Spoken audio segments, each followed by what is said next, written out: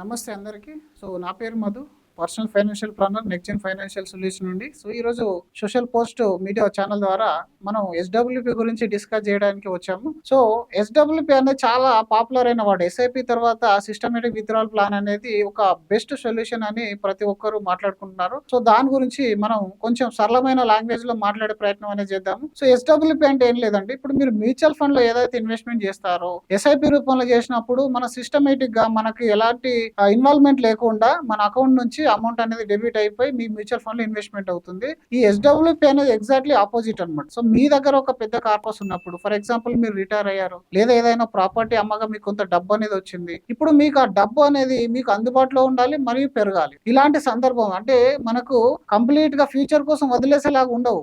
కొంత అవసరాలు ఎలా ఉంటుంది అంటే మనకు ఎప్పుడు అవసరం పడుతుందో తెలియదు. సో ఇలా మ్యూచువల్ ఫండ్ ఇన్వెస్ట్మెంట్ చేయడం వల్ల మనకు అందరికి తెలిసింది కదా, ఎప్పుడంటే అప్పుడు మనం విత్డ్రాల్ చేసుకోవచ్చు అని. మరి ఎస్డబ్ల్యూపీ అనేది సపరేట్ ఏంటి అనేది చాలా మంది క్వశ్చన్. సో మనకి ఎప్పుడైనా మీరు చూడండి, పెద్ద పెద్ద అవసరాలు అనేవి, ఫర్ ఎగ్జాంపుల్ చిల్డ్రన్ ఎడ్యుకేషన్ కానీ మ్యారేజ్ కానీ ఒక ఏజ్ వరకు మన దగ్గర ఉంటాయి. ఆ ఏజ్ తర్వాత మనకి ఇంకా రెగ్యులర్ ప్యాసివ్ ఇన్కమ్ అనేది చాలా పెద్ద విషయం అవుతుందన్నమాట. సో మనకి ప్యాసివ్ ఇన్కమ్ కనుక ఉన్నట్టయితే మనకు మిగతా అవసరాలన్నీ పెద్దగా బాధించవు. సో ఎస్డబ్ల్యూపీలో మనం మంత్లీ ఎస్ఐపీలో ఎలాగైతే ఇన్వెస్ట్మెంట్ చేస్తామో ఎస్డబ్ల్యూపీలో ఆ విధంగా విత్డ్రాల్ చేస్తాం అన్నమాట. సో ఇక్కడ యావరేజ్ గా మనకు ఒక 6% 7% వరకు విత్డ్రాల్ అనేది సజెస్ట్ చేస్తాము. సో ఎస్డబ్ల్యూపీలో మీరు ఎంత కావాలన్నా ఇన్వెస్ట్మెంట్ విత్డ్రాల్ అనేది చేయొచ్చు, కానీ 6% విత్డ్రా చేయడానికి కారణం ఏంటి? అసలు ఎస్డబ్ల్యూపీలో మనం ఇన్వెస్ట్మెంట్ చేసిన అమౌంట్ అనేది ఎక్కడికి వెళ్తుంది? సో ఎస్ఐపిలో చేసిన ఎస్డబ్ల్యూపీలో మీరు ఇన్వెస్ట్మెంట్ చేసిన ఎండ్ ఆఫ్ ద డే అది వెళ్ళేది స్టాక్ మార్కెట్ లోకే. కానీ ఎస్డబ్ల్యూపీలో ఎస్పెషల్ చేయడానికి కారణం ఏంటంటే ఇందులో కొంచెం సేఫ్టీ ఉన్న ఫండ్స్ తీసుకుంటారు. అంటే హైబ్రిడ్ కానీ బ్యాలెన్స్ అడ్వాంటేజ్ ఫండ్స్ కానీ తీసుకుంటారు. సో ఇందులో ఈక్విటీ ప్లస్ డెట్ రెండింటి కాంబినేషన్ అనేది ఉంటుంది అనమాట. ఫర్ ఎగ్జాంపుల్ ఇప్పుడు ఈక్విటీలో ఆపర్చునిటీ ఎక్కువ ఉంది, మూమెంటం ఉంది మార్కెట్ లో అని అంటే అప్పుడు ఈక్విటీలో ప్రాఫిట్ బుకింగ్ చేసి అనేది మనకు విత్డ్రాల్ అనేది వస్తుంది. అలాగే మార్కెట్ అనేది కొంచెం ఎక్కువగా పర్ఫార్మెన్స్ లేని సందర్భంలో డెట్ నుంచి మనకి ఏదైతే ప్రాఫిట్ జనరేట్ అవుతుందో దాన్ని మీకు విత్డ్రాల్ చేసే ఒక ఆటోమేటిక్ వ్యవస్థ అనమాట ఎస్డబ్ల్యూపీ అనేది. సో ఇక్కడ ఇప్పుడు మన దగ్గర ఒక 10 లక్షలు లేదా 50 లక్షలు మన దగ్గర ఉన్నాయి. మరి ఆ 50 లక్షలు తీసుకొని ఏదైనా ఒక ప్రాపర్టీ కొనేస్తే మళ్ళీ దాన్ని అమ్మే వరకు మన దగ్గర డబ్బులు ఉండవు. అలాగని చెప్పేసి దీన్ని ఎఫ్డీలో మనం ఇన్వెస్ట్మెంట్ చేస్తే వచ్చే ఇంట్రెస్ట్ అనేది 6% 7% ఉంటుంది. అది కూడా మన ట్యాక్స్ లాస్ ప్రకారం ట్యాక్స్ అనేది కట్ అయ్యి వస్తుంది. అంతేకాకుండా మీరు ఎంతైతే అమౌంట్ బ్యాంక్ లో ఈ రోజు పెడతారో అది ₹1 కూడా పెరగదు. ఓన్లీ దానిపైన వచ్చే ఇంట్రెస్ట్ మాత్రం మీకు వస్తుంది. యాజ్ ఇట్ ఈస్ సేమ్ మీకు పీపీఎఫ్ కానీ పోస్టల్ డిపాజిట్లు కూడా సేమ్ ఆ విధంగా వర్క్ చేస్తాయి. కానీ మ్యూచువల్ ఫండ్ లో మీరు ఈ అమౌంట్ కనుక వేసినప్పుడు ఏమవుతుందంటే మీరు పెట్టిన అమౌంట్ ఏదైతే ఉంటుందో ఆ లంస అమౌంట్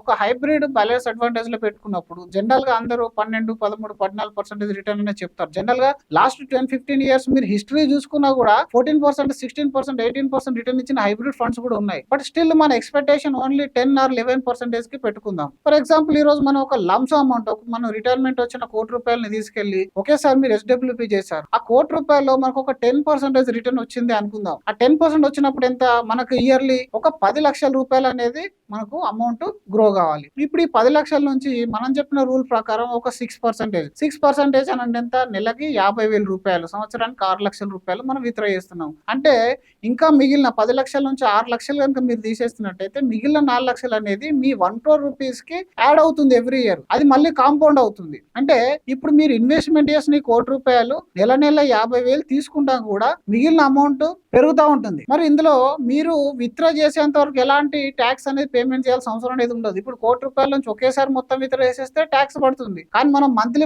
విత్డ్రా చేసుకుంటున్నాం కదా, మళ్ళీ అందులో మనకు 1,25,000 వరకు ఎలాంటి ట్యాక్స్ అనేది ఉండదు. దానిపైన వచ్చే ప్రాఫిట్ ఏదైతే ఉంటుందో అది 12.5%, అంటే వెరీ నామినల్ ట్యాక్స్ అనేది ఉంటుంది. సో ఇంతే కాకుండా మనకి ఎల్లప్పుడూ లిక్విడిటీ అనేది మన చేతిలో ఉంటుంది. అంటే మనకి ఎప్పుడైనా ఫ్యూచర్ లో అది 5 లక్షల అవసరం కానీ 10 లక్షల అవసరం కానీ 20 లక్షలు కానీ మొత్తం విత్డ్రా చేయాలనుకున్నా విత్డ్రా చేసేయచ్చు. అంటే మన దగ్గర లిక్విడిటీ అనేది ఉంది. దీని తర్వాత మనకి ఏదైనా పెద్ద అవసరం వచ్చింది, మరి ఇప్పుడు విత్డ్రా చేసేస్తే మనకు వచ్చే ఇన్కమ్ అనేది తగ్గిపోతుంది కదా. మరి అప్పుడు అలాంటి టైంలో మనం ఏం చేయొచ్చు? మ్యూచువల్ ఫండ్ లో మనకు గోల్డ్ ఎలాగైతే మన దగ్గర ఉన్నప్పుడు మనం తాకట్టు పెట్టి డబ్బులు తెచ్చుకుంటామో మ్యూచువల్ ఫండ్ లో కూడా మీరు లోన్ అనేది తీసుకోవచ్చు. ఈ లోన్ మీకు 50% ఆఫ్ ది ఇన్వెస్ట్మెంట్ వరకు మనకు లోన్ అనేది వస్తుంది. దానిలో మీరు ఓన్లీ ఇంట్రెస్ట్ అనేది పేమెంట్ చేసుకోవాలి. దాని తర్వాత మీ దగ్గర ఎప్పుడైతే డబ్బు వస్తుందో ఆ డబ్బు వచ్చిన సందర్భంలో మీరు ఏదైతే టోటల్ క్యాపిటల్ అనేది పేమెంట్ అనేది ప్రిన్సిపల్ అమౌంట్ అనేది చేసుకోవచ్చు. సో ఈ విధంగా అనేది ఉంటుంది. అయితే ఈ market ups and downs downs లో మరి దీని పరిస్థితి ఏంటి అనేది మీరు ఆలోచిస్తే, సో మార్కెట్ లో మనకు మేజర్ గా క్రాష్ అయిన సిచ్యువేషన్స్ ఒక 9 to 10 ఈవెంట్స్ అనేటివి ఉన్నాయి. సో జనరల్ గా మనం అందరం కోవిడ్ అయితే చూసాము. దానికన్నా ముందు మీకు ఫైనాన్షియల్ క్రైసిస్, అలాగే హర్షద్ మెహతా స్కామ్, ఇట్లాంటి స్కామ్ జరిగినప్పుడు మార్కెట్ హైయెస్ట్ గా మోర్ దెన్ 20% కరెక్షన్ అయింది. సో ఇక్కడ కూడా మనం పెట్టినప్పుడే ఫర్ ఎగ్జాంపుల్ ఒకవేళ మార్కెట్ కరెక్షన్ వస్తే పరిస్థితి ఏంటి? ఇప్పుడు మనం ఒక ₹1,00,00,000 ఇన్వెస్ట్మెంట్ చేసినాం. ఆ టైంలో మార్కెట్ కనుక కరెక్షన్ అయిపోతే, ఒక 10% కానీ 20% కరెక్షన్ అయిపోతే, మీ అమౌంట్ ఏదైతే ఉంటుందో అది 80 లక్షలు అవుతుంది. మరి 20 lakhs లాస్ అయిపోయాం కదా ఒకటే రోజు. నో, మనం లాస్ కాలేదు. ఇక్కడ ఇది టెంపరరీ డౌన్ అన్నమాట. దీన్ని మీరు అలాగే కంటిన్యూ చేసినట్టయితే, అంటే మీరు దానికోసం ఇప్పుడు మనం చెప్పిందే వినకుండా మీరు ఒకసారి హిస్టరీ చూడండి. మన కోవిడ్ టైంలో ఎంతైతే డౌన్ అయింది, దాని తర్వాత ఆఫ్టర్ 1 year ఎంత రికవర్ అయింది, అలాగే హర్షద్ మెహతా స్కామ్ లో ఎంతైతే డౌన్ అయింది, అలాగే మన ఫైనాన్షియల్ క్రైసిస్ వచ్చినప్పుడు ఎంతైతే డౌన్ అయింది, సత్యం స్కామ్ అయినప్పుడు ఎంత డౌన్ అయింది, దాని తర్వాత మళ్ళీ ఎంత అప్ అయిందని చూసుకున్నట్టయితే ఎగ్జాక్ట్లీ ఆల్మోస్ట్ ఎంతైతే మనకు డౌన్ వస్తుందో దానికి ఎగ్జాక్ట్లీ డబుల్ అమౌంట్ అనేది మార్కెట్ అనేది గ్రో అవుతుంది. సెన్సెక్స్ మీరు తీసుకోండి ఎగ్జాంపుల్ గా, మీరు సెన్సెక్స్ పాస్ట్ హిస్టారికల్ రిటర్న్ కనుక చూసినట్టయితే కంప్లీట్ క్లియర్ పిక్చర్ అనేది మీ ముందు ఉంటుంది. సో మనం పెట్టిన అమౌంట్ కూడా ఎండ్ ఆఫ్ ద డే 65% వరకు ఈ యొక్క ఈక్విటీ ఫండ్స్ లో ఉంటుంది. మిగిలిందంతా 35%. ఆ 35% లో బాధపడాల్సింది ఏముండదు, ఎందుకంటే అది డెట్ పోర్షన్ లో ఉంటుంది. అది మీ గోల్డ్ గా మన బాండ్స్ కానీ, ఆ తర్వాత కంపెనీ బాండ్స్ కానీ, సవరన్ గోల్డ్ బాండ్స్ కానీ, ఇట్లాంటి వాటిలో సేఫ్టీ ఇన్వెస్ట్మెంట్ లో పెడతారనమాట. సో ఇప్పుడు ఒక రకంగా సేఫ్టీ ఉంది, ప్లస్ ఈక్విటీ సంబంధించిన గ్రోత్ అనేది ఉంది. మధ్యలో మళ్ళీ మనకి ఎస్డబ్ల్యూపీ మెయింటైన్ చేసే ఫండ్ మేనేజర్ కూడా ఉంటాడు కదా. మరి ఫండ్ మేనేజర్ కూడా మార్కెట్ ని సంబంధించిన అనలైజేషన్ ఎవ్రీడే చేస్తూ ఉంటాడు కదా. ఆయన డ్యూటీ మొత్తం అది. అంటే మనం ఏదో ఒక డబ్బు ఒక దగ్గర పెట్టేసి మర్చిపోతున్నాము, దాని తర్వాత మార్కెట్ తో పాటుగా అది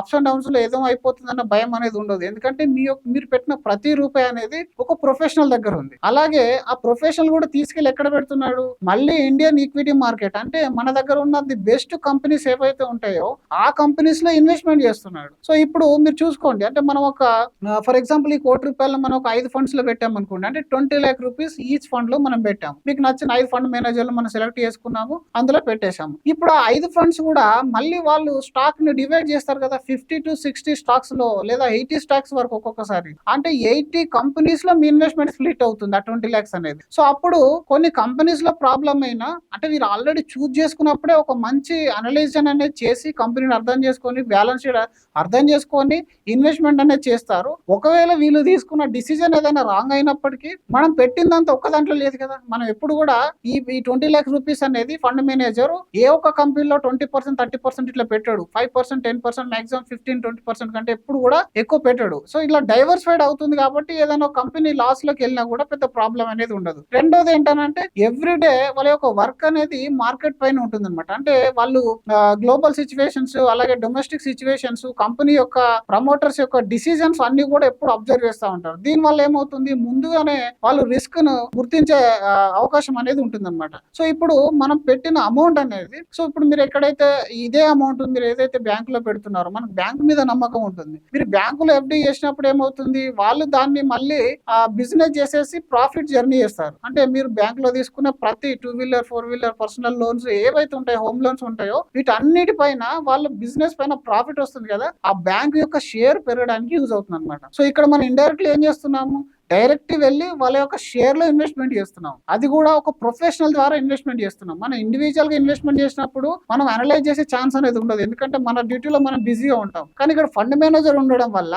తను అనలైజ్ చేసుకోగలుగుతాడు. ఇలాంటి షేర్ లో పెట్టడం వల్ల మీకు వాటి యొక్క యావరేజ్ రిటర్న్ అనేది, ఎన్ఏవి అనేది పెరిగి, ఆ స్టాక్స్ అనేది పెరిగి, ఎన్ఏవి పెరిగి మన మ్యూచువల్ ఫండ్ లోకి వస్తుంది అనమాట. సో గత 10-15-20 years హిస్టరీ కూడా మీరు చూసుకున్నట్టయితే, హైబ్రిడ్ కానీ, బ్యాలెన్స్ అడ్వాంటేజ్ ఫండ్స్ కానీ, యావరేజ్ రిటర్న్ మీకు 9.5-9.7% యావరేజ్ ఉంది. అంటే బెస్ట్ పర్ఫార్మింగ్ ఫండ్స్ వచ్చి 15-16 ఇచ్చాయి, అండ్ లోయెస్ట్ లో మీకు 8.5-9% కూడా ఇచ్చాయి. అంటే యావరేజ్ రిటర్న్ అనేది 9.5% ఉంది. అది మీకు సెబీ యొక్క డేటాలో కూడా మీకు కనబడుతుంది, అలా చూసుకోవచ్చు. ఇంకొకటి మరి ఇందులో ఉండడం వల్ల ఇంకొక పెద్ద అద్భుతమైన విషయం ఏంటి అని అంటే, మీకు ఎల్లప్పుడూ డబ్బు అనేది మన చేతిలో ఉంటుంది. ఎల్లప్పుడూ మీకు సాలరీ వచ్చినా రాకున్నా, లేదా మీకు పెన్షన్ వచ్చినా రాకున్నా, మీరు పెట్టుకున్న డేట్ రోజు గ్యారంటీగా విత్డ్రాల్ అయితే వస్తుంది. మీకు ₹1,00,00,000 80 లక్షలు అయినా మీకు వచ్చే 50,000 అనేది ఆగదు. మళ్ళీ మనం తీసేది 50,000 కదా. మనం ఒకవేళ మార్కెట్ ఒక 1 year వరకు మార్కెట్ పుంజుకోలేదు, లేదా అదే డౌన్ లో ఉంది, ఆ 80 లక్షలు 2 years వరకు అలాగే ఉంది అనుకుందాం. మనం ఎంత తీస్తున్నాము, 6 లక్షలు ప్రతి సంవత్సరం, అంటే 12 లక్షలు మాత్రం మనం తీసాం. మిగిలిన అమౌంట్ అంతా అక్కడే ఉంది కదా.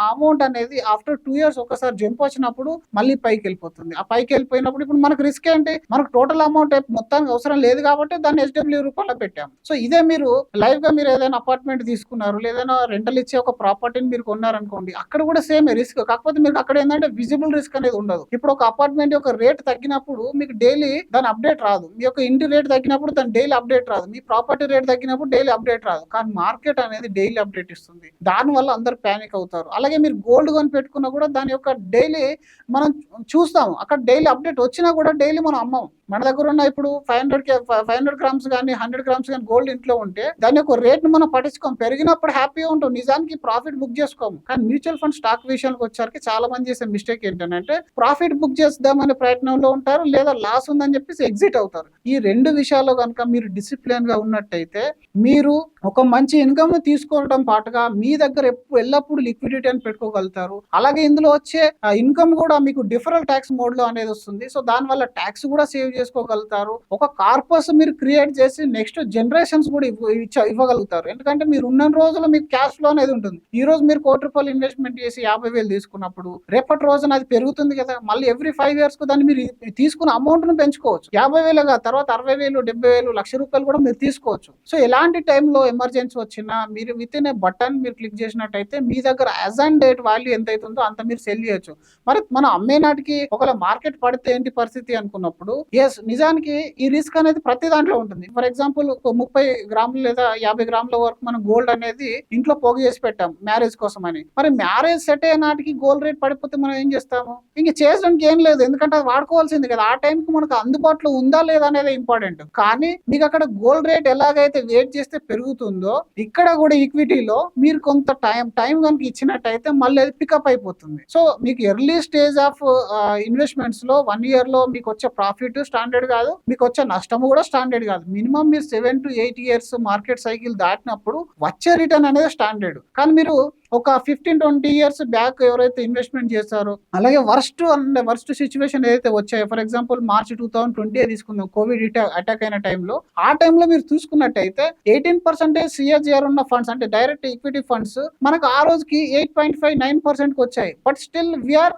అబోవ్ ఆఫ్ PPF కానీ లేదా మనకు ఫిక్స్డ్ డిపాజిట్ కానీ సుకన్య కానీ వీటన్నిటికంటే ద బెస్ట్ రిటర్న్ లో ఉన్న వర్స్ట్ డే రోజు కూడా. అదే మీరు 6 నెలల తర్వాత చూసినట్టయితే మళ్ళీ అది 21%, 19%కి వెళ్ళిపోయింది. సో ఈ విధంగా ఒక్క జంప్ తోని మనకు మన యొక్క ఇన్వెస్ట్మెంట్ అనేది పైకి వెళ్ళిపోతుంది. సో ఎలాంటి దీనికి మీరు డౌట్లు అనేది పెట్టుకోవాల్సిన అవసరం అనేది ఉండదు. ఇది ఒక well regulated investment asset class. So SWP అనేది ఎంత అమౌంట్ అయినా చేయొచ్చు. ఈవెన్ మీరు ₹1,00,000 ఇన్వెస్ట్మెంట్ చేసి కూడా దాని నుంచి మీరు ₹500 తీసుకొని మీ డిష్ బిల్ కట్టుకుంటారా, మొబైల్ రీఛార్జ్ చేసుకుంటారు, అలాంటి పనులు కూడా మీరు చేసుకోవచ్చు. అలాగే మీరు 5 lakh, 10 lakh, 20 lakh ఎంతైనా సరే మీకు ఏదైనా ఒక పెద్ద మొత్తంలో అమౌంట్ వచ్చినప్పుడు మీరు అక్కడిక్కడ దాన్ని పార్క్ చేసే కంటే ఇలా సిస్టమేటిక్ విత్డ్రాల్ ప్లాన్ లో మంచి ఇన్వెస్ట్మెంట్ చేసేసి దాని నుంచి మంత్లీ ప్యాసివ్ ఇన్కమ్ ను పెంచుకునే ఛాన్స్ అనేది అద్భుతంగా మనకు అందుబాటులో ఉంటుంది. సో ఇది SWP గురించి. సో దీనిపైన ఇంకేదైనా డౌట్స్ ఉంటే మీరు కామెంట్ రూపంలో మెన్షన్ చేయండి. నెక్స్ట్ వీడియోలో మరింత డీటెయిల్ గా మాట్లాడదాం. Thank you so much.